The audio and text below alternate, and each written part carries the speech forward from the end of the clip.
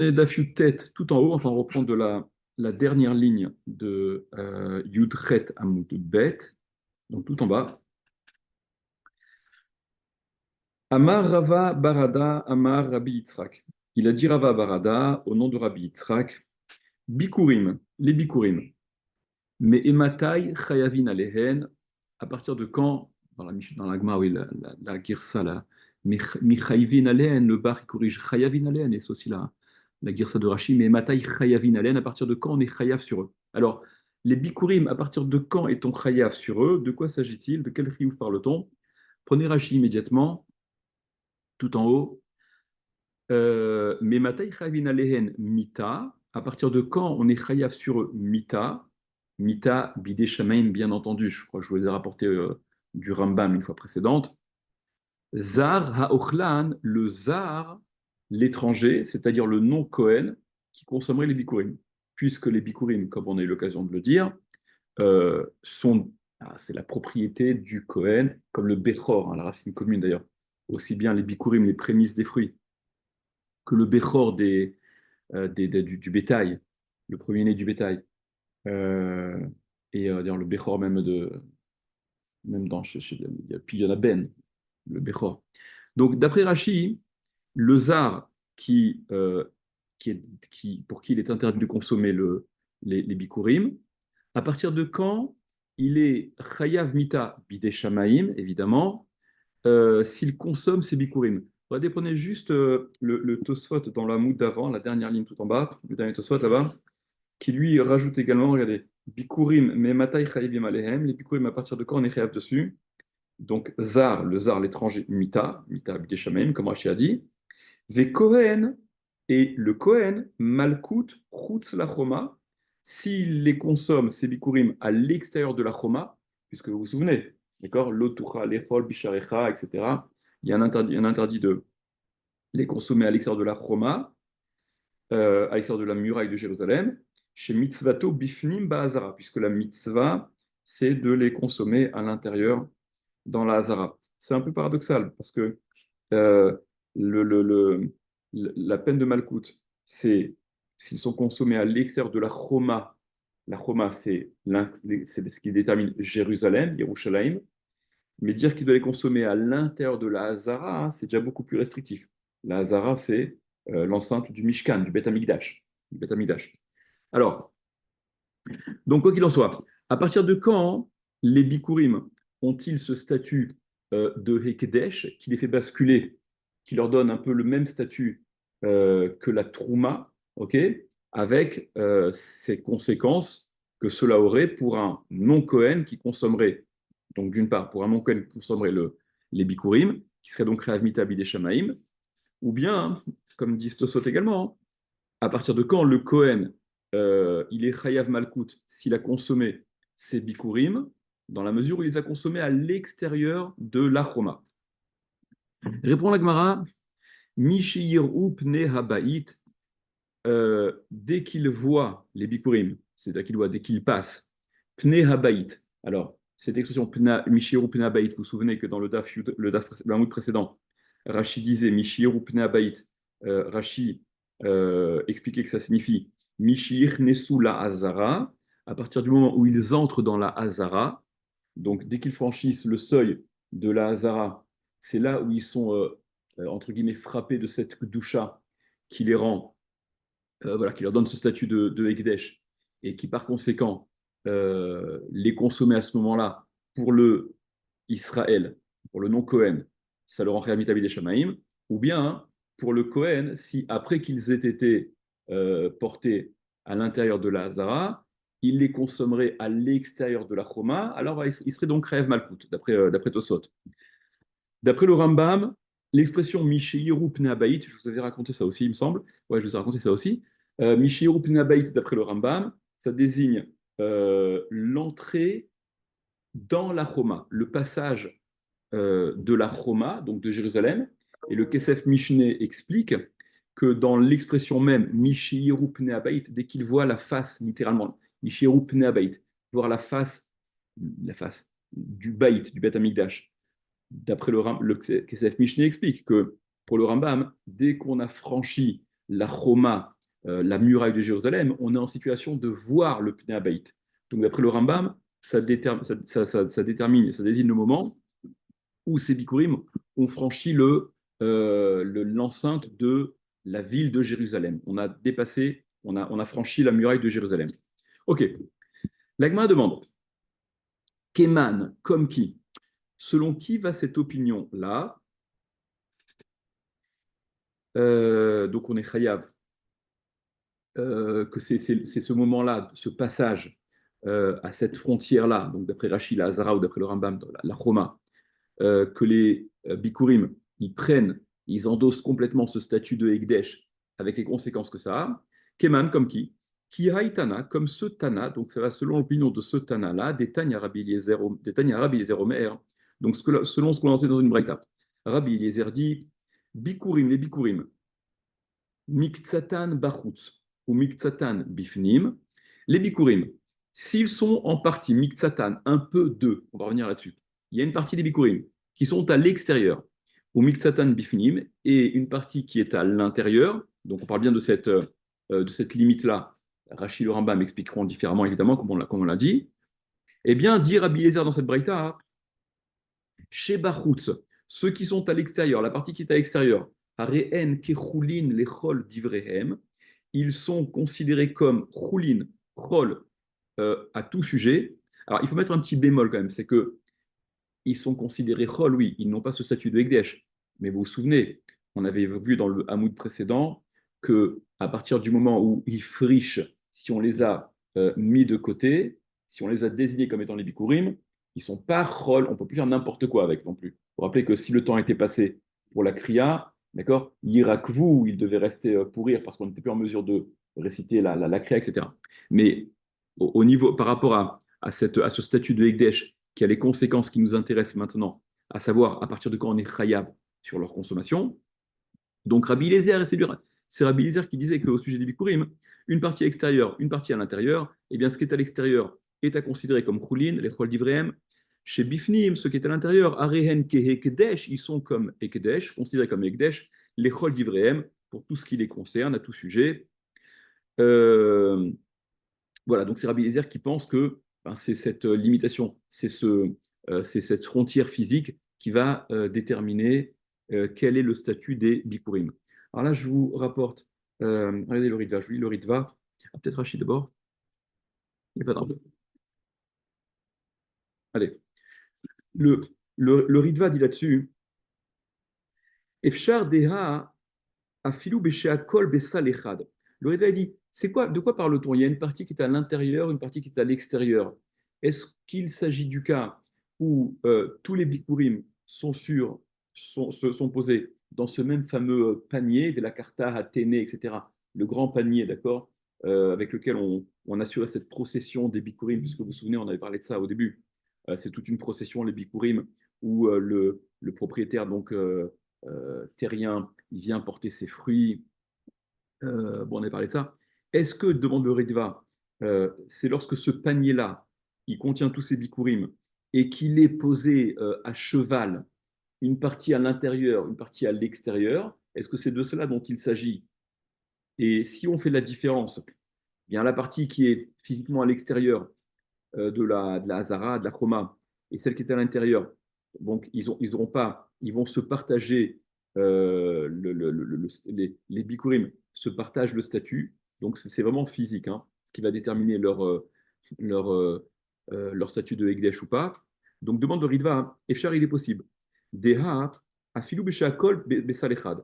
Que ça, cet enseignement-là, il est même s'ils sont tous dans un même panier, et le panier ne va pas avoir pour effet de leur donner un statut identique. C'est-à-dire que on ne va pas uniformiser le statut de tous ces bikurim, malgré le fait qu'ils soient sur un même support, ou qu'on aurait même pu envisager que bon, bah, y a quand même une majorité qui est quelque part d'un côté ou de l'autre. Dit le Ritva, il est possible que même dans un tel cas, où ils sont dans le même panier, Veka Savar, et donc cette opinion-là irait selon, considérerait, que main des Amar Masechet Shabbat, parce qu'en réalité, ce principe-là, hein, il apparaît dans Masechet Shabbat, c'est formulé là-bas en termes de des igoud kli lav shme igoud.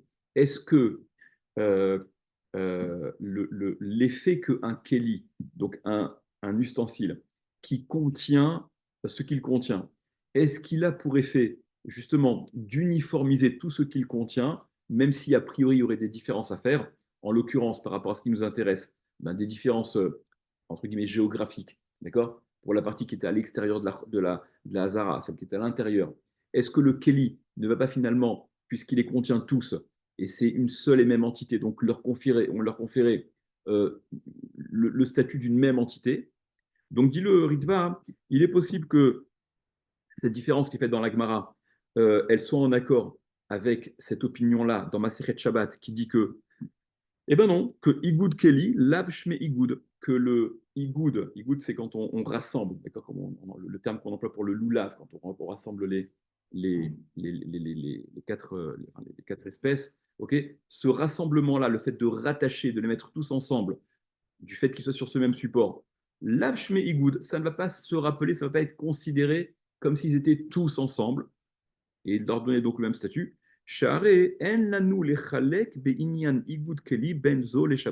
Parce que, dit le Ritva, il n'y a pas de raison de faire de différence entre la paracha, entre au sujet de Shabbat et la paracha des Bikurim, et dire, oui, là-bas, on peut considérer que quand c'est dans un même ensemble, alors il faut leur donner le même statut, mais ici, ce serait différent. Dit le Ritva, il n'y a pas de différence à faire. Ce principe-là, il est interchangeable. C'est-à-dire, s'il est vrai au sujet de Shabbat, d'accord, par rapport à Reshut Arabim, Reshut Yachid, etc., il n'y a pas de raison que ce soit traité différemment par rapport au Bikurim. Retenez cette idée-là que dit le Ritva. Au Echar, ou bien dit le Ritva, il est possible que cette opinion d'Agmara, ici chez nous, que ce qui est à l'intérieur est considéré comme Ekdesh à tout sujet, ce qui est à l'extérieur est considéré comme Choulin à tout sujet. Au Echar, il est possible, des Maïre Shehen Bishne Kelim, qu'il s'agit du cas où ils sont dans deux Kelim. Ah, mais s'ils sont dans deux Kelim, qu'il y en a un qui est à l'intérieur et un qui est à l'extérieur, qu'est-ce que tu as besoin de me dire que ce qui est à l'intérieur, c'est Ekdesh et l'extérieur? Il dit là.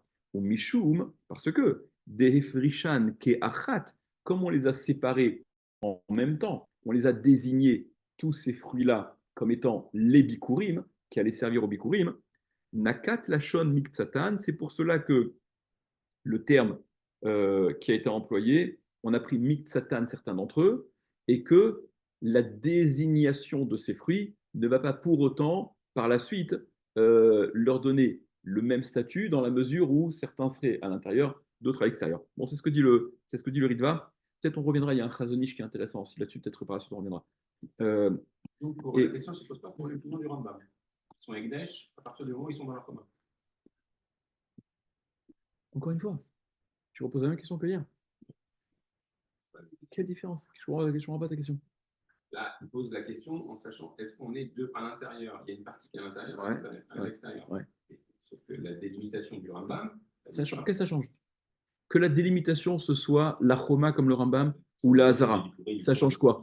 Ils sont à l'entrée de la Choma. Alors que okay. Pour l'opinion, elle ne l'est pas. Et alors la question, mais prends la grille d'équipe. La question de Rabbi Eliezer, elle n'a pas de. Pour Rabbi Eliezer, pour le Rambam. Mais bien sûr que ça a un sens. Pour Rabbi Eliezer, le Bachutz et le Bifnim, ce sera par rapport à la Choma, tout simplement. C'est tout. L'écriture du Rambam, tu comprends? Tu superposes la définition de Mishiyeru Pnehabaït d'après Rashi, ça désigne la Hazara, d'après le Rambam, ça désigne la Choma, et donc le Bachutz et le Bifnim, dont Rabbi Eliezer parle. Pour Rashi, c'est la Hazara, pour le Rambam, c'est la Choma, tout simplement. Ok? Bien sûr, bien entendu. Bien entendu. Regardez, je vous lis ce que je vous rapporte ce que le Imre Binyamin rapporte, ce que le Minchat Trinour écrit, et je vous le dis, c'est juste. Allez, le Minchat Trinour écrit Vechen imaperot betor keli vechatiak li bifnim vechatiak li bachutz. Si les fruits sont dans un même keli et que la moitié du keli, voilà, le keli il est à cheval, d'accord, entre il y a une partie qui est à l'intérieur, une partie qui est à l'extérieur. Ma shebachutz shayach lachutz ou ma shebifnim shayach lifnim. Ce qui est à l'extérieur, eh bien, c'est considéré comme étant à l'extérieur. Ce qui est à l'intérieur, c'est considéré comme étant à l'intérieur. Af degabe Shabbat ikap lukta. Regardez ce que dit le Minchat Trinour. Le Minchat Trinour dit, eh bien qu'au sujet de Shabbat, ce soit sujet à une marloquette, est-ce que Igoud Keli Shme Igoud ou pas Shme Igoud? est-ce que le fait d'être sur un même support, dans un même ustensile, ça va les uniformiser et considérer c'est une seule et même entité, il n'y a pas de différence de statut à faire. Donc dis-le, Mincha Trinour, bien qu'au sujet de Shabbat, ce soit débattu, il y a les deux opinions, et que ici dans la Gemara, on ramène simplement ce qui est à l'intérieur, c'est à l'intérieur, et ce qui est à l'extérieur, ça garde le statut de ce qui est à l'extérieur, sans faire cette différence-là, d'accord, sans évoquer cette histoire de on ne va pas rentrer dans le Shmeigoud ou pas Shmeigoud. Apparemment, à l'unanimité, Lav Shmeigoud, il n'y a pas de rassemblement, d'accord, qui s'opère au sujet des Bikurim. Donc, dit le Minchatrinour, bien qu'au sujet de Shabbat, on ait fait la différence. Ici, au sujet des Bikurim, on ne fait pas la différence. Yesh Chiluk ben Sham lechan, il y a une différence entre là-bas et ici. Voilà pourquoi, ici, il n'y a pas de différence à faire. Vous voyez que le Minchatrinour, il n'a pas vu le Ritva. Okay, et donc, c'est ce que relève le Imre Binyamin. Vehine Lora Divra Ritva. Il n'a pas vu ce que le Ritva a écrit. Khan, ici, chez Katav. Il a écrit explicitement le Ritva. C'est pour ça que je vous ai dit, faites attention à ce qu'on est en train de voir dans le Ritva.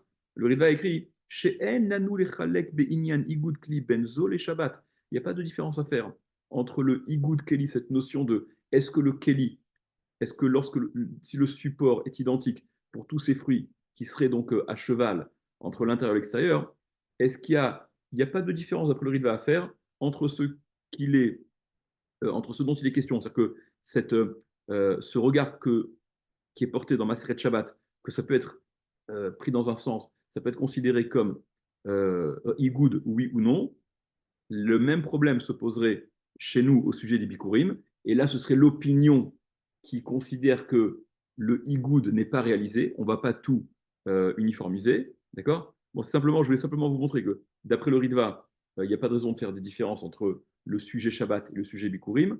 D'après le Minchat Trinour, il y a oui des raisons. Semble-t-il, le Minchat Trinour n'a pas vu le Ritva, puisque c'est un Rishon, donc il n'aurait pas annoncé de façon lapidaire que c'est pas la même chose s'il a vu le Ritva qui dit que si, c'est la même chose. Ce qui est débattu au sujet de Shabbat peut tout à fait l'être au sujet des Bikurim, et en conséquence, ici on serait selon l'opinion qui tient que le fait d'être sur un même Kelly n'a pas pour effet de les rattacher, de leur donner le même statut forcément. Venons, on continue. Amar Rav Shechet, il a dit Rav Shechet, Bikurim hanacha meakevet bahen, kriya en meakevet bahen. Alors ça, c'est ce qu'on avait eu l'occasion de voir au moins à deux reprises déjà. Vous vous rappelez qu'au tout début de la Gemara, suite à la Mishnah, dans la Mishnah, ce qu'on voyait, c'était que au sujet des Bikurim, c'est la kriya, c'est la récitation qui est meakevet bahen, qui est indispensable, puisque dans la Mishnah, qui faisait suite à tous ceux qui étaient lokin et louhen à lokin, au tout début de la Mishnah, la nôtre, la Yudzaïn Amudalef, on disait Aochel Bikurim Achelo Karalehen, celui qui mange des Bikurim avant que le propriétaire donc, ait récité le texte qui concerne ces Bikurim. Donc, le Kohen qui consommerait ces Bikurim avant la Kriya, il est loqué. Et donc, la Gemara disait, ça c'est l'opinion de Rabbi Akiva, de Rabbi Shimon, avec la fameuse grande braïta de Rabbi Shimon, mais immédiatement la Gemara disait, les Chachamim, eux, pensent que c'est non pas la kriya, non pas la récitation qui est Meakevet Bahen, qui est indispensable, mais c'est la hanacha. C'est la pose, le fait de poser les bikurim face au misbéach, et Rachid rapporté sur place, parce que dans la Torah, c'est marqué à deux reprises Vehinicho, Vehinarto, tu le poseras, tu le poseras. D'accord. Donc il y a une redondance sur le fait de poser, ce qui indique un caractère euh, impératif, ok, et faute de quoi la mitzvah n'est pas réalisée. Et nous, on avait vu dans le Hamoud précédent, vous vous rappelez. Alors, comment se fait-il qu'on puisse penser que la hanacha n'est pas indispensable et que c'est la kriya qui est indispensable? Parce qu'on avait vu dans le Hamoud précédent, vous vous rappelez que, je ne sais plus qui, explique que, c'est Rabbi Shimon, que un des deux, le Veinicho, Veinarto, je ne sais plus lequel des deux, il indique en réalité la tnufa, le balancement. Donc, il n'y avait pas redondance de Veinicho. Ici, et donc on avait aussi vu dans le Hamoud précédent, au nom de, c'était Rabbi Lazare, au nom de Rabbi Oshaya, ouais, il me semble, qui disait que voilà, c'est ça. Que au sujet des bikurim, c'était au milieu du Hamoud. Au sujet des bikurim, c'est la hanacha qui est me'akevet bahen, c'est la hanacha, la pause, qui est indispensable. Mais la kriya n'est pas indispensable. Et donc, ici, à nouveau, il y a Rav Shechet qui reprend ce principe-là. Donc, dans les mots, on est à la sixième ligne. Am Rav Shechet, dit Rav Shechet, bikurim, les bikurim, hanacha me'akevet bahen, la hanacha, elle est donc me'akevet, elle empêche littéralement, elle empêche la mitzvah, elle est indispensable. Kriya, en me'akevet bahen. La kriya, la récitation, par contre, n'est pas me'akevet. Keman, comme qui?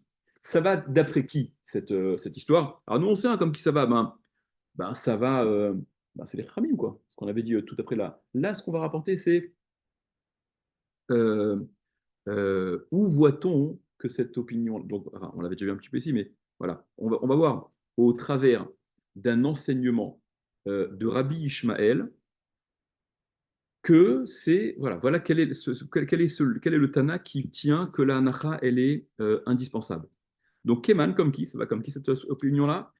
Qui Tana, comme ce Tana, des Tanya, des Tanya, donc on rapporte une braïta dans laquelle Rabbi Yossi Omer, Rabbi Yossi dit Shlosha Dvarim Mishum Shlosha Zkenim.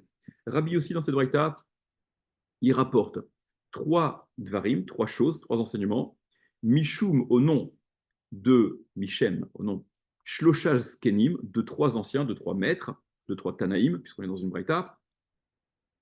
Et on va s'intéresser ici à l'un de ces trois enseignements, en l'occurrence celui de Rabbi Ishmael. Si vous voulez voir les trois enseignements en totalité, alors Rashi vous donne l'adresse, il y a sa figure dans Sifri, c'est Sifri sur Dvarim, et le Bar, il rajoute également que c'est dans Tumura, d'Afrafalef. Donc, regardez le premier enseignement, celui qui nous intéresse. Rabbi Ishmael Omer, Rabbi Ishmael dit Yachol ya'ale Adam ma'aser sheni bizman hazeh birushalayim veyochlenu. Yachol, je peux.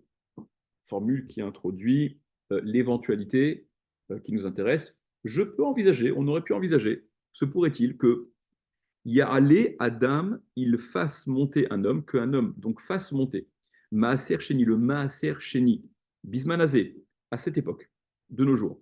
Donc c'est déjà à l'époque de Rabbi Ishmael. Le Beth Amikdash a été détruit. Birushalayim, donc à Yerushalayim, Rabbi Ishmael, contemporain de Rabbi Akiva. Ouais, après le Beth Amikdash. Veyochlenu, et qu'il le consomme, que la personne. Est-ce qu'un homme aujourd'hui peut monter, apporter le Maaser Sheni à Yerushalayim et le consommer dans le statut de Kdusha de Maaser Sheni à Yerushalayim? Oui ou non? Vous savez très bien que dans la Torah, le Maaser Sheni, on l'a dit 50 000 fois, d'accord? Le Tuchra Lechob Mishaecha Masar Degan Chati Rosh Hashanah, d'accord? Tu dois le monter à Yerushalayim, qui met à la Makom, etc. Est-ce que aujourd'hui, sans le Beth Amikdash, on est en mesure de consommer donc le Maaser Sheni dans cet état de Kedusha qui est imposé, malgré le fait qu'il n'y ait plus de Beth Amikdash? Qu'en est-il? Vedin hu. Et donc, voilà quelle est la démarche de Rabbi Ishmael pour essayer de répondre à cette question. Vous remarquez au passage, l'expression Vedin hu, ça nous étonne un peu parce que, en général, le din dans la Gemara, il est surtout employé pour désigner un kalvachomer. Là, il n'y a pas de kalvachomer qui est fait. Là, vous allez voir que la démarche de Rabbi Ishmael, ça va être une analogie. Alors, quelle est la démarche euh, de Rabbi Ishmael pour répondre à cette question? Est-ce que le Maaser Sheni peut être aujourd'hui consommé à Yerushalayim en état de Kedusha? Parce que la Torah prévoit, vous savez bien, que si on ne peut pas le monter à Yerushalayim, il faut transférer la Kedusha de ce Maaser Sheni sur de l'argent et dépenser cet argent à Yerushalayim. Donc si aujourd'hui on n'est pas en mesure de consommer le Maaser Sheni à Yerushalayim, il faudrait donc racheter ce Maaser Sheni. Dit Rabbi Ishmael, Vedinu. Donc voilà quelle est sa démarche. Bechor ta'unavaat makom ou maaser sheni ta'unavaat makom. Le Bechor, il a besoin, il nécessite havaat makom, d'être apporté à l'endroit, d'être mené à Yerushalayim. Le Bechor ne peut être consommé que à Yerushalayim. Le Maaser Sheni aussi, Taounavat Makom, il est aussi tenu à cet impératif-là d'être monté à Yerushalayim. Donc, en ce sens, ils sont similaires. Ma Bechor eno ala bifnei habayit, eh bien, de la même façon que le Bechor ne peut être réalisé que bifnei habayit, que face au Beth Amikdash, enfin face, en présence du Beth Amikdash, Af Maaser, ainsi en est-il du Maaser, et Noéla Bifnei Habayit, il ne peut être réalisé qu'en présence du Beth Amikdash. Puisqu'on a déjà ce point commun au sujet de Hava Makom, ils doivent tous les deux être portés à Yerushalayim, et que concernant le Bechor, d'ailleurs la Gemara le demandera plus tard, qu'est-ce que t'en sais, pourquoi pour le Bechor c'est évident qu'il doit être en présence du Beth Amikdash, Rashi rapportera, enfin la Gemara rapportera, relèvera la question. En tout cas, si on considère que le Bechor, il ne peut être réalisé qu'en présence du Beth Amikdash, eh bien, on dira la même chose pour le Maaser Sheni. Il a lui aussi besoin du Beth Amikdash. Rabbi Shmuel poursuit sa démarche en disant, mais là-dessus, évidemment, qu'il y a une objection qui peut être portée. Malivchor, sheken taun matan damim veimurin egabe misbeach. Concernant le Bechor, sheken taun matan damim, qui a besoin de matan damim, de cette aspersion du sang, veimurin et les membres qui sont consumés sur le misbeach, les gabé misbeach sur le misbeach.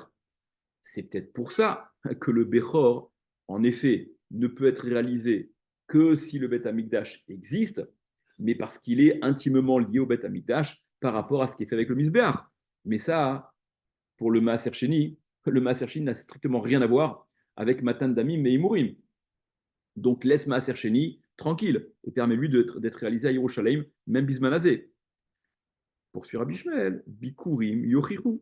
Les Bikurim viennent te prouver que quoi? Et ça, c'est la structure à laquelle vous devez vous habituer. Quand la Gemara, elle ramène cette espèce de tentative de faire des similitudes, on ramène un Yochiru que on a objecté. Eh bien, Yochiru, je viens de prouver que la raison que tu rapportes comme justifiant la nécessité du Beth Amikdash, en l'occurrence, quand tu viens dire que non, mais le Bechor, la raison pour laquelle il a besoin du Beth Amikdash, c'est parce qu'il y a Matan Damim Veimuri, les Gabé Misbeach, c'est parce qu'il y a Zrikat Adam, il y a l'aspersion du sang. Et les Imurim, certains membres qui sont consumés sur le, qui sont sujets à la combustion sur le Misbeach. C'est pour ça que lui, le Bechor, il a besoin du Beth Amikdash. Les Bikurim, les prémices, viennent te prouver que c'est pas du tout ça la raison pour laquelle il a besoin du Beth Amikdash. Eux non plus, ils sont pas concernés par, Matan Damim Veimurim, et pour autant, ils ont besoin du Beth Amikdash. Peut-être c'est sur la Bikom qu'on demandera. Ce à quoi poursuit Rabbi Ishmael et dit Mal les Bikurim. Non, mais concernant les Bikurim, il y a autre chose. Il y a une autre raison qui justifie qu'ils aient besoin de la présence du Beth Amikdash. Sheken, Teunim, Hanacha. Ils ont besoin de la Hanacha. Les Bikurim sont concernés par la Hanacha, la pose devant le Misbéach. Donc tu vois bien que aussi bien le Bechor que les Bikurim, ils ont un rapport avec le Misbéach qui justifie la nécessité de la présence du Beth Amikdash pour qu'il puisse être réalisé. Mais le Maaser Sheni, a priori, il peut rester à l'extérieur de cette bande. Il n'a pas besoin. En tout cas, donc, on est sur deux plans en simultané. Hein. On a cette démarche pour dire est-ce que le Maaser Sheni donc, peut être consommé ou non. Mais nous, ce qui nous intéresse, si on focalise maintenant, hein, c'est que dans sa démonstration, Rabbi Shmuel, qu'est-ce qu'il dit? Il dit les bikurim teunim hanacha. Ils ont besoin de hanacha. Sont nécessaires, indispensables, la hanacha. Faute de quoi ils ne peuvent pas être réalisés. D'accord? Donc, voilà la réponse à la question qui était posée suite à ce que disait Rav Shechet, que les bikurim, c'est la hanacha qui est indispensable et non pas la kriya, non pas la récitation du texte. Et comme qui ça va cette opinion-là? Eh bien, ça va comme Rabbi Ishmael qui te dit explicitement que que les bikurim, ce qui leur est impératif, c'est la hanacha. Donc, en tout cas, venez, on reprend maintenant cette. Parce qu'en fait, c'est pas le sujet hein, dans l'enseignement de Rabbi Ishmael. Non, le sujet dans l'enseignement de Rabbi Ishmael, c'est est-ce que le Maaser Sheni, tu peux le manger bismanazé, oui ou non, malgré le fait qu'il n'y ait pas donc le Beth Amikdash. Donc, donc là, on arrive au point où ben, il n'y a pas à déduire ni du Bechor, ni des Bikurim, ni même des deux, que le Maaser Sheni, il aurait lui aussi besoin du Beth Amikdash pour être consommé Yerushalayim. Talmud Lomar, c'est ce que vient t'apprendre. C'est pour ça que la Torah, elle a formulé Ve'achalta lifne Hashem Elokecha. Alors ceux qui ont des vieilles gemarotes comme moi, où il y a entrecroché le mot sham, c'est une mauvaise, c'est une erreur, d'accord. Ve'achalta Hashem, donc c'est marqué. Et tu mangeras là-bas devant l'Éternel ton Dieu, nanana. La suite, Bamakom Asher Yifra Hashem et Shaken chez Mosham, l'endroit dans lequel Dieu aura décidé résider, choisi de faire résider son nom. Comment c'est marqué là-bas? Masar degancha, tiroshra ezra, ufrorot bekarcha. Il est écrit là-bas, donc dans ce pasouk, que ce qu'on consomme donc à l'Ifne Hashem, devant l'Éternel ton Dieu, le maaser, masar degancha, tiroshra veitzarecha, donc c'est le maaser sheni, ufrorot bekarcha veitsoncha, juxtaposé au bechor. Donc cette juxtaposition de la Torah, elle n'est pas anodine. Talmud Lomar, elle vient justement t'apprendre Mekish Maaser Livror, c'est pour faire le Hekesh, la comparaison entre le Maaser et le Bechor. Ma Bechor, de la même façon que le Bechor et Noël Alifne Baït, ne peut être réalisé que en présence du Baït, du Beit Amikdash. Af Maaser, ainsi en est-il du Maaser, et Noël Alifne Baït, il ne peut être réalisé comme il se doit, donc consommé en tant que Maaser Sheni, et là, l'Ifne Baït, que en présence du Beit Amikdash, lui aussi. Prenez Rachid. Alors, Rachid tout en haut, le deuxième Rashi là, Shoshat Varim. Donc, trois enseignements, vous vous rappelez, que Rabbi Yossi rapporte au nom de trois skenim, de trois anciens, de trois maîtres. Zoachat Mehen, ça c'est l'un d'entre eux, l'enseignement auquel on s'intéresse maintenant. Vechulan Shnuin Besifri, et tous sont enseignés dans Sifri. Yachol Yarle Adam, donc c'était la question que Rabbi Ishmael posait, vous vous rappelez, est-ce qu'on aurait pu envisager qu'un homme puisse monter à Yerushalayim, Bismanazé à notre époque? Il n'y a pas de Beth Amikdash. Le Maaser Sheni, donc consommer le Maaser Sheni à Yerushalayim, sans avoir besoin donc de racheter le Maaser Sheni, d'accord? Pouvoir assumer la Kedusha du Maaser Sheni et le consommer à Yerushalayim, même de nos jours. Kassavar, donc il penserait Kedusha Ta'aretz lo betela, que la Kedusha de la terre, lo betela, d'accord? On reviendra sur cette notion de Kedusha Ta'aretz, la Kedusha de la terre. Il y a la Kedusha de Yerushalayim, la Kedusha d'Eretz Israël, par rapport aux différentes aliotes, d'accord? Il y avait ce qu'on appelle, il y avait la première montée de Yehoshua, il y avait ensuite Olé Bavel, ceux qui sont montés de Bavel, d'accord, avec Ezra et tout ça. Donc l'Akdusha de la terre lors de cette alia, l'Akdusha de Yerushalayim suite à la construction du Beth Amikdash. Donc dire Rashi, là, envisager qu'on puisse consommer Yerushalayim, ça voudrait dire que Kedushat Haaretz lo betela, que la Kedusha de la terre n'est pas annulée, n'a pas disparu. Vetzarich leafrish maasrot, et il faut continuer à prélever, les afrish littéralement séparés. Maasrot, donc toutes les dîmes, tous les prélèvements. Vekeamar, et donc ce qu'il dit, c'est la chose suivante Yachol yaralenu veyochlenu birushalayim, on pourrait envisager qu'il les monte et qu'il les consomme à Yerushalayim, Belopidion, sans rachat, pour le Maaser Sheni, si la Kedusha, elle est identique à ce qu'elle était. Donc il y a toute la démonstration qu'on a vue, et au final, comment est-ce qu'on apprend que le Maaser Sheni ne peut pas être consommé à Yerushalayim Bismanazé? Parce que la Torah, elle juxtapose le Maaser Sheni au Bechor, et le Bechor ayant besoin du Beth Amikdash, ainsi il en est du Maaser Sheni. Donc Rashi, la dernière grande ligne, la quatrième ligne, Talmud Omar, c'est donc ce que vient d'apprendre la juxtaposition dans le Pasuk. Les Fichar, par conséquent, Taoun Baït, il a besoin du Baït, il a besoin du Beth Amikdash. Ulkame Parir, et voilà, Rashi nous avertit dès à présent que juste après la Gemara va objecter, Maishna Bechor des Pshitale ou Bemaaser Mibaele. En quoi c'est différent que pour le Bechor, c'est une évidence que le Beth Amikdash est nécessaire, et pour le Maaser Sheni, la question se pose. Revenez sur la Gemara. Donc, regardez, de cette Braïta, on déduit, et c'est ce que semble dire Rabbi Ishmael, que la hanacha, elle est meakevet, la hanacha, elle est indispensable. Même s'il ne formule pas en ces termes, mais il explique, il justifie euh, que les bikurim ne peuvent pas être réalisés sans le Beth Amikdash, parce que la hanacha, la hanacha, il y a besoin de la hanacha. Et si on ne peut pas la faire, bon, on peut pas faire les bikurim. Ok. Euh, donc, la démonstration, c'est quoi? C'est ve'im ita, littéralement. Et si il y a, c'est-à-dire s'il y a. Et si c'était le cas, si c'était le cas que la kriya, la récitation, elle était elle aussi indispensable, qu'elle était elle aussi meakevet.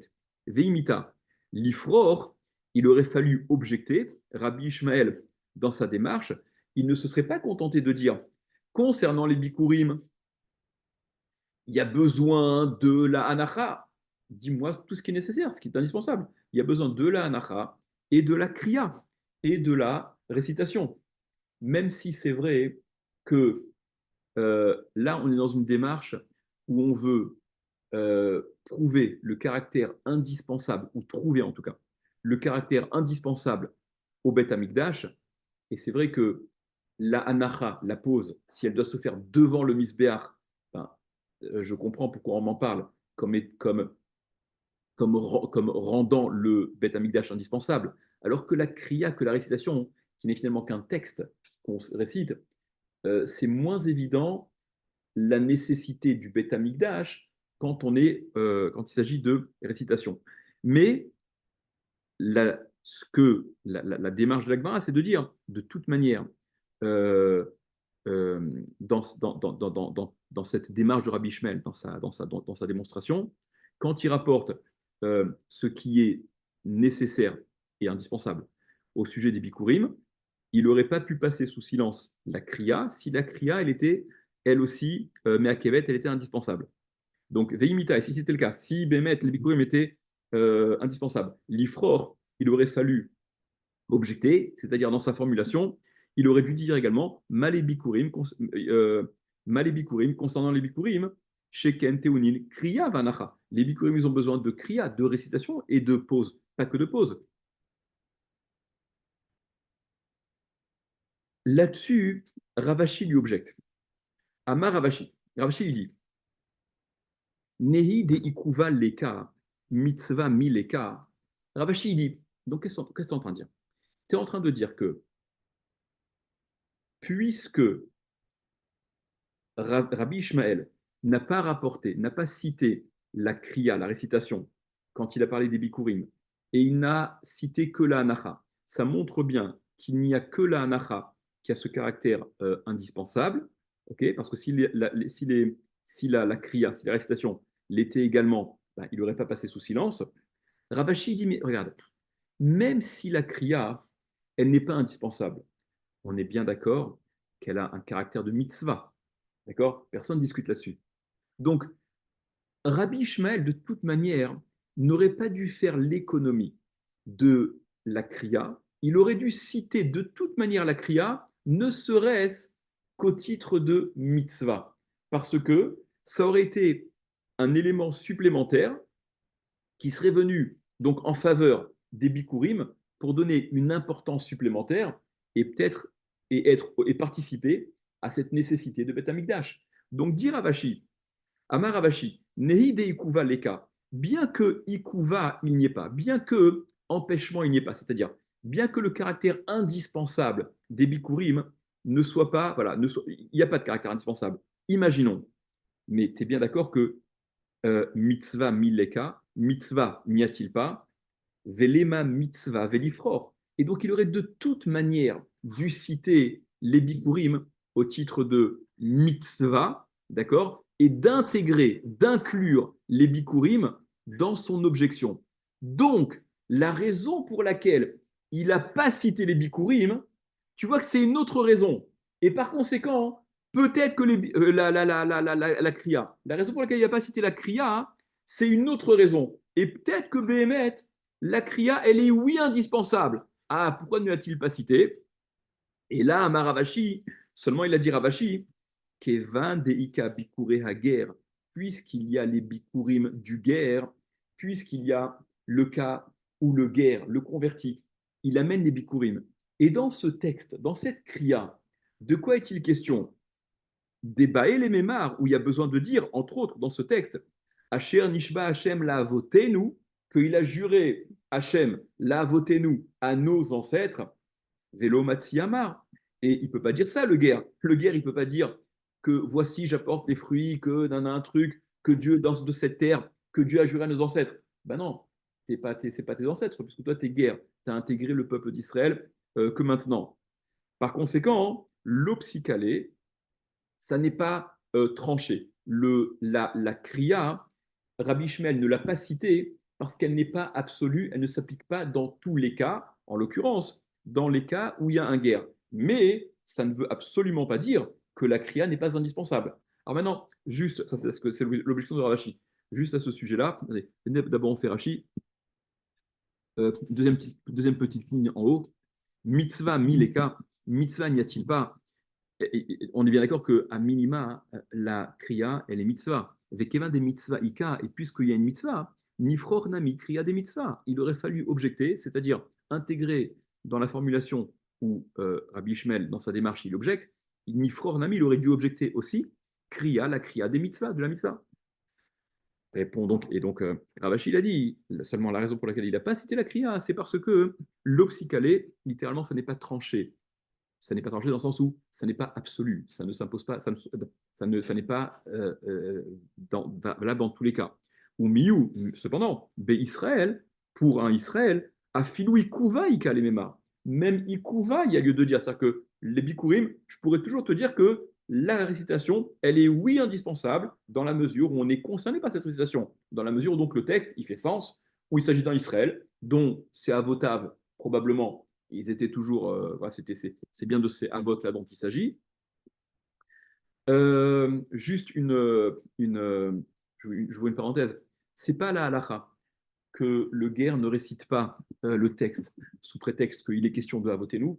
C'est débattu dans Bikurim, c'est une marloquette dans Masret Bikurim, et il y a une lettre qui est connue du Rambam dans laquelle il répond à Ovadia Haguer. Je ne sais pas si ça vous parle.